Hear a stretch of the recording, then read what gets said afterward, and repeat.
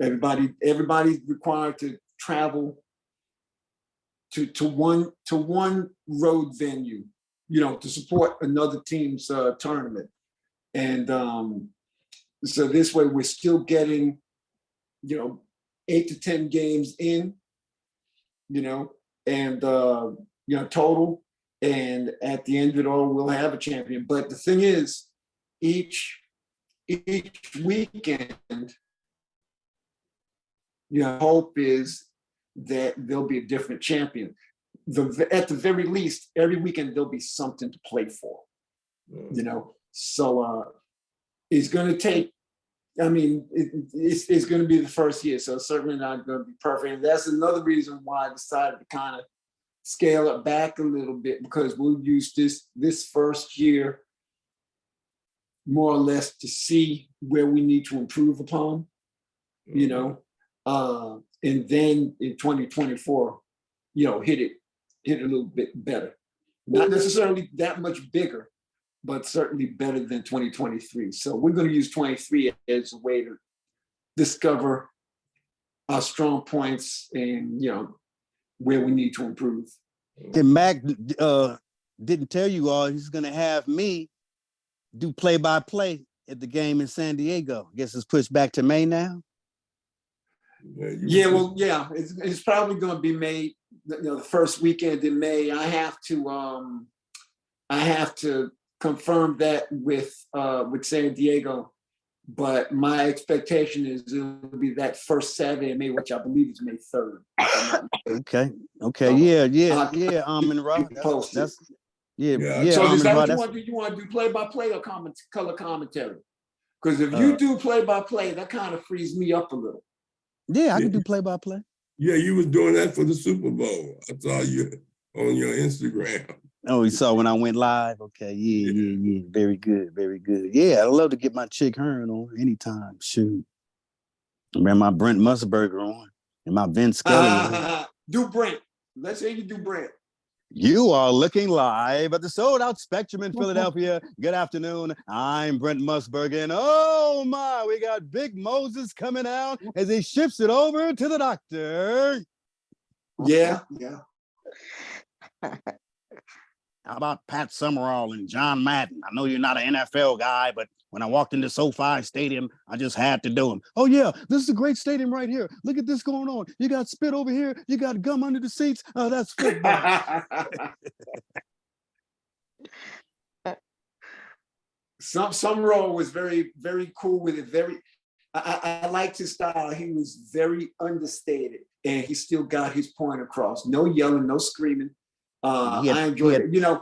We were lucky in New York though, because coming up, he also did the sports report on 6 o'clock news for CBS back in the day. Brent was doing the CBS. I caught Brent doing the CBS news back in the day. So we got a treat with that as well. Oh, wow. He actually did news outside of sports. Outside of sports. I thought he might be doing sports. He was doing news. It's like, wow. And we talking about y'all were lucky. We were spoiled growing up out here, getting Chick Hearn and Vince Scully. Come on, growing up with them. Yeah, we spoiled. Vince Scully, yeah, you guys really good. And, in New York, of course, back in the day we had Vince Scully. You guys may have heard the name Marty Glickman. If you didn't, I'll tell you all about him. And then of course there was Marv and even his two brothers. I mean, we got to hear all three of them at one time. Steve and Al, Marv. Steve and Al, yeah. And what about Sid Glickman? Is he related to Marty Glickman? No, I said Marty Glickman. Yeah, it's Sid. I heard of Sid. Is Sid Glickman related to him? Sidney Glickman? I don't know. I never even heard of him. Seemed like I heard that name somewhere, but I have to look that up. Yeah, we were spoiled. About Martin. Go ahead. We were spoiled having people like Ben Scully tell us stories. Ball one. He came out of Pawtucket in his 5th year. He batted .325 in his second at bat. Coming up next, right here, brought to you by Farmer John. And we were spoiled having Vince and Chick. I don't know who was better, man. I guess it depends on what sport you like. Because Ben Scully was doing football games after a while on CBS Sports. Yep, too. CBS football. Yep. Did Then golf too. did golf. Wow. I remember Chick was on Channel 5 doing Bowling for Dollars one time. Bowling for Dollars, that used to be that. Well, that was recorded at Madison Square Garden back in the day. Okay. Yeah, Bowling for Dollars. They had another room inside Madison Square Garden. I forget what the name of it was now, but they did so much work to MSG you barely recognize it. But let me ask you something, because what about Sonny Worthing? Sonny Warbling, yeah, the guy. Well, he was the one who was behind the Meadowlands, really. Okay. Yeah, he was one of the guys, because I think, if I remember correctly, he left MSG and he started the whole Meadowlands project. But let me ask you something now, since you brought up Vin. You probably heard him on radio, right? Yeah, on radio for the first. I know you heard him on TV, but you've also heard him on radio, correct? Yeah, yeah.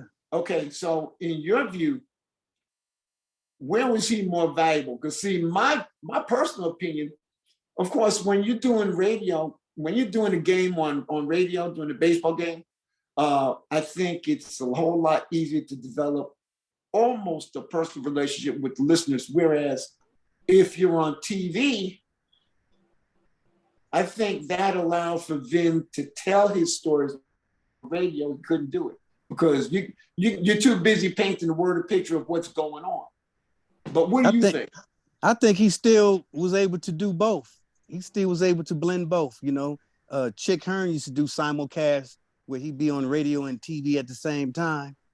And that's he did a good job blending it too. Because, I guess we didn't get tired of hearing him describe every little thing, because if you watching it on TV, Brennan be like, Davis, over the Nance. And then they be done shot the ball. He didn't even say nothing. And back the other way. And here come the Sixers. Didn't tell us every little thing like Chick. Now the ball's given off to Magic Johnson. He jojoing up and down on the end of a string, going left to right across your dial on his 47 by 94 Hunkerwood. Now he terminated dribble, get over to Worthy. Worthy's guarded by Scottie Pippen. Facing Worthy Gibson. Reagan was the principal of the board for Charlie Chisholm. Oh, what a beautiful 360 something shot the great slam dunk. We used to turn down the sound. We used to turn down the sound on regular TV if the Lakers was on national TV. Turn the sound down and play the radio. When I moved to Louisiana, Dad would be like, turn the sound down and do Chick. And I would announce the game doing Chick Hearn. Yeah. But when we went right before we moved, though, I said, what you think of Chick, Dad? I don't like him. What? You don't like him? Why? To get your adrenaline flowing too fast. He causing car crashes and stuff. Get you all excited. Oh, slam dunk, skirt.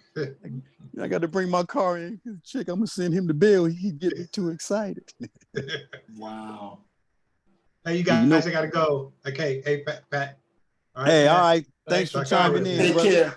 Got it. Okay, thanks. All right. Brother James, it's funny you say that, Patrick, because, when I was a kid and decided I wanted to be a broadcaster, now, first of all, those rare times that the Knicks were on TV and radio, I would go ahead and turn down the TV sound, and I lived in the Marv, because back then Marv was doing Knicks games on radio. Mm-hmm. And so I would turn the sound down on the TV too. But what I was trying to listen for, because without seeing it on TV, you're listening to Marv and he's describing the action and he's talking kind of fast, and you thought that he was getting everything in. But what I found out was,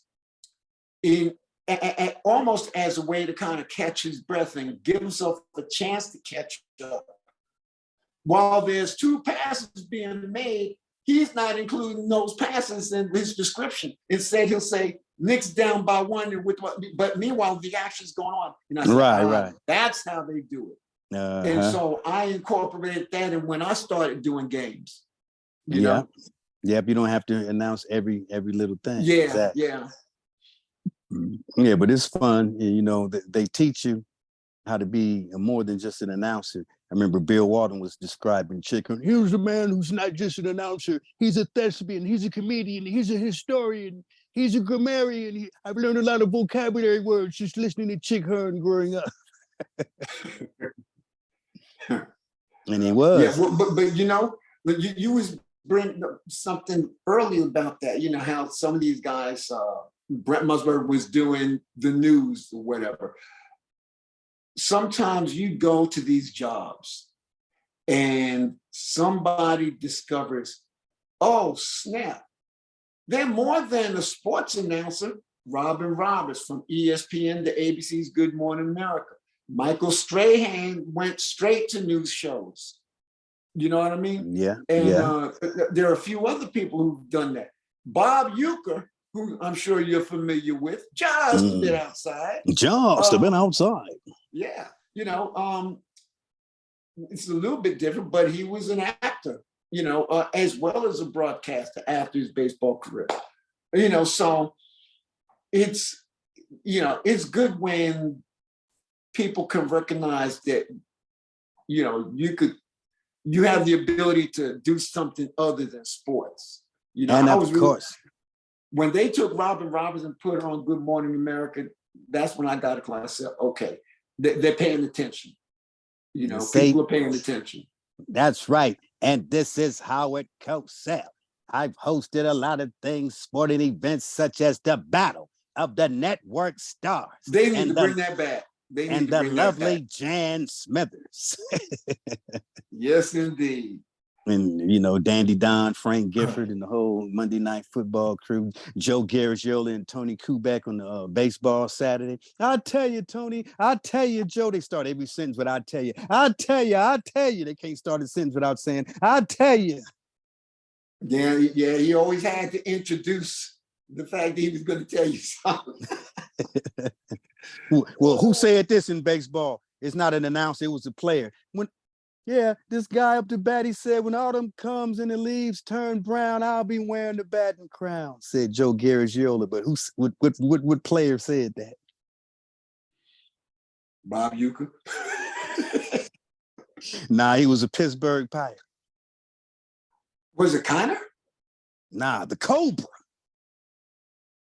Oh, okay, Dave Parker. Okay, Dave Parker, the Cobra. See, I went further back. I see. I went further back. I was gonna work my way up, but time out. You guys gonna go all night. Hey, this is the kind of stuff that's going to take place on the Straaw Show. It's not just going to be basketball. It's going to be old school football, baseball. We cover all kind of gamuts and all kind of different topics. My guy, unscripted. Hey, so basically, it's going to be a sports history class. I mean, that's another aspect of it. I got my guy, Kenny Rhodes from college. He's going to be on my college basketball segment. We're going to sit around when I bring up the college, what's the first player that you think of, like Georgia Tech? And he'll be like, Bruce Dalrymple. Now, that's a name right there. Bruce Dalrymple, one of my favorite names in college basketball. UCLA, back in the early 70s, Marcus Johnson.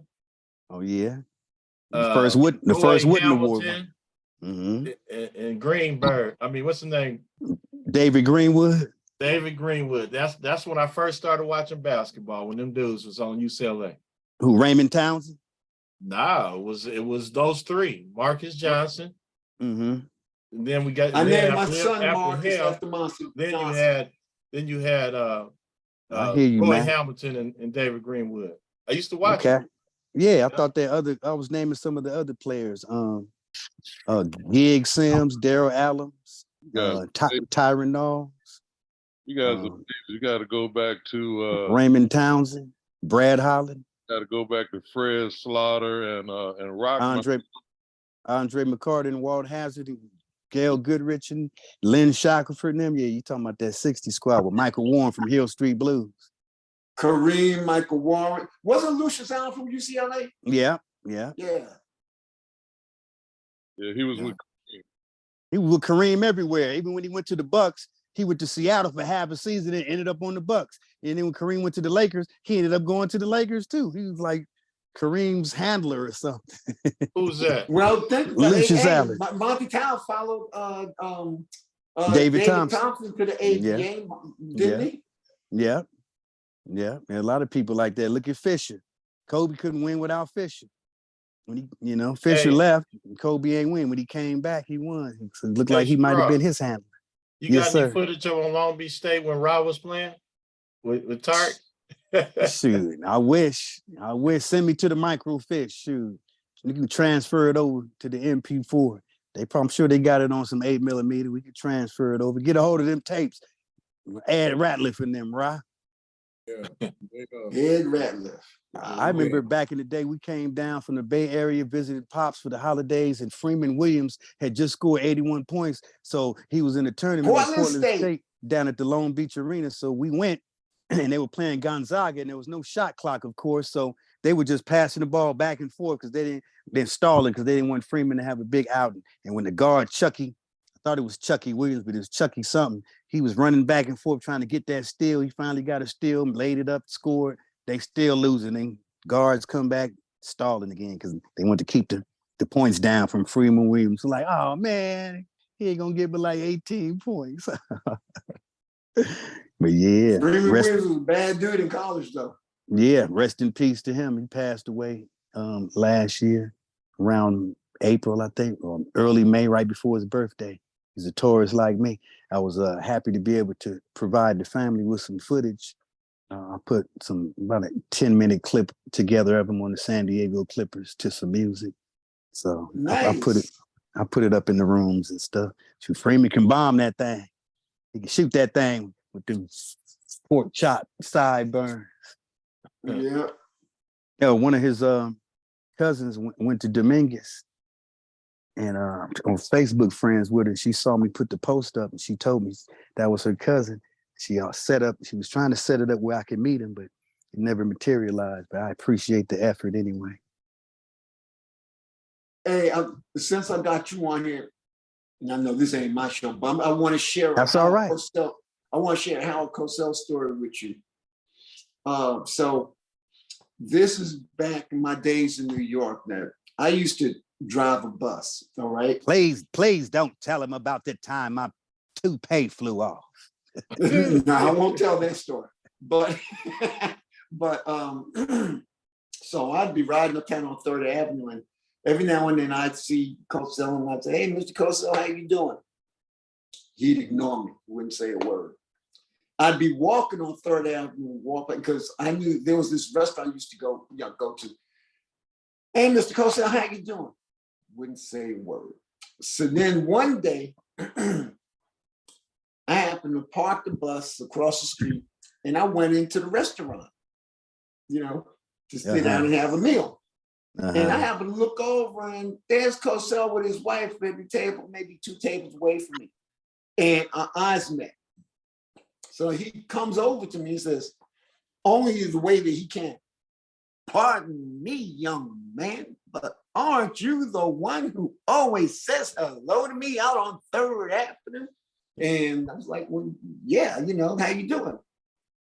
So then he says, "Well, don't sit by yourself. Why don't you pull up a chair and sit down with me and my wife?" He introduced me to his wife. I forget her name. Oh, wow. Nice. And so he started asking me some questions, but I want him to talk. I wanted to listen, because, I wanted to hear about Muhammad Ali. I wanted to hear about the dynamic between the two of them. The things that, we don't see necessarily on camera, that kind of thing. And so through lunch, we talked about how he was the first one to come to Ali's defense in terms of him being called Muhammad Ali. I mean, it was it was like a masterclass lunch. It was terrific. I bet it was. So about 2 weeks later, I'm walking on 3rd. No, I take that back. I actually was in the bus, and I'm sitting at a light, and I saw him walking. Saw a honk going. I got up with it. "Hey, Mr. Cosell, how you doing?" He didn't say a word. That's wild. You see? Good story. Good story. He wanted me to be truculent, and I wanted him to be truculent. Well, I don't know what that means, but if it's good, then that's me, said Muhammad Ali. Now, we have somebody that just joined in, Demetrius, I think Castleberry. Dee. Got to have Didi on the show. That's my Stillmanite brother. He's a sports guy. give my little history right quick, Didi, and how we met and how we came off and how we jailed. Well, you're one of the first persons my age I ever met who knew more about sports than I did at the point. Very, very intelligent brother. As you see his wall behind him, he had one of those in college as well. So we picked now who we know on the wall. But very deep, brother. Glad to call him Big Bruh. Been knowing him, man, long time now, 30 some odd years. So happy to join you. We lost contact for a few years, and I knew we'd reunite at some point. Yeah. He was like, Straaw, man, I've been looking for you for 15, 20 years. I felt the energy, even though we wasn't linked up. I knew it was going to happen. He was actually coming out here recruiting for Stillman College. He was coming to different schools and stuff. And actually, we ended up watching the Super Bowl together right before his flight. We watched, who was that? That wasn't the Seattle-Denver one, was it? I mean, the Seattle-New England one, was it? Yeah, he threw the pick. Yeah, the Marshawn Lynch play when he didn't hand it off to him. Yeah, sure was. Wow. But yeah, we're going to have you. I told him when we do the college basketball thing, I'm going to have you on and Kenny Rhodes. We're going to be chopping up about old school college basketball, because right now, man, it's hard to watch NBA, but it's hard to watch college as well, man.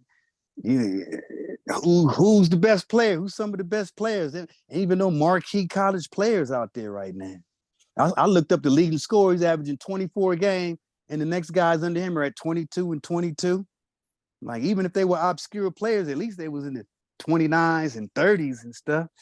What's going on? Quality is falling off.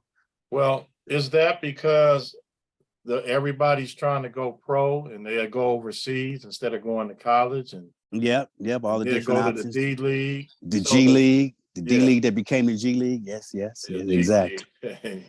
Yeah, correct me because I get it wrong. No, you right there though. It was the D League at first. So it's watered down because of that.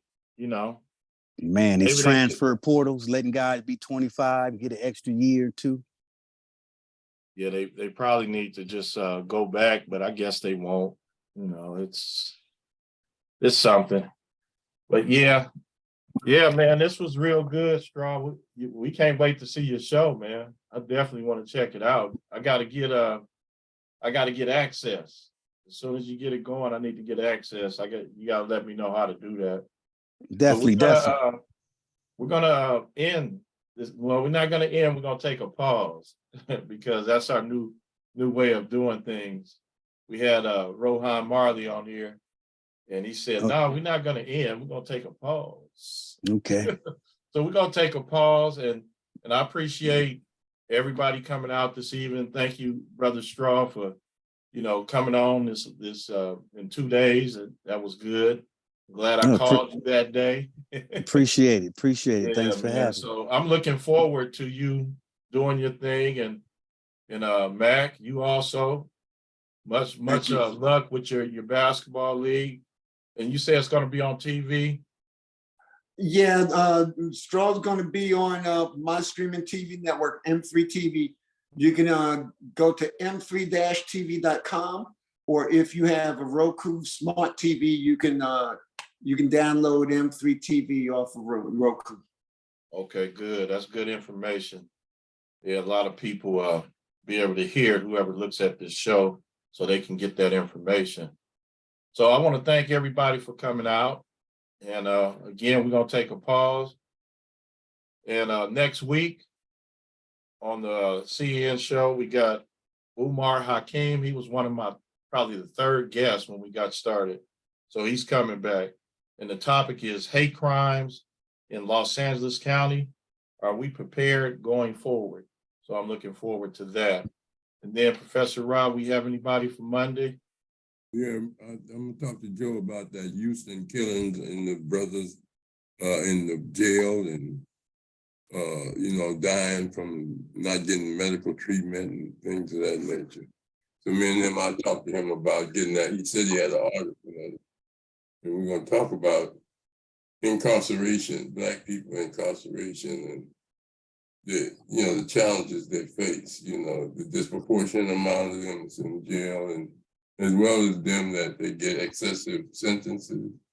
When they go to jail, most of the time they get shot before they even go to court. And so we don't deal with that, Yes, sir. I meant to ask Brother Hendrick when he brought that up, what's being done about it? Where are the Black leaders? Where's the media? You had Ben Crump and a few other people out there talking about it, and with some of the families. So it's getting some publication now. So okay, good. Yeah, they paying attention to it now. But yeah, that'll be good. Okay, so we're gonna see everybody again. Each one teach one in Conscious Corner. Everybody have a good evening. All right. Peace. Night.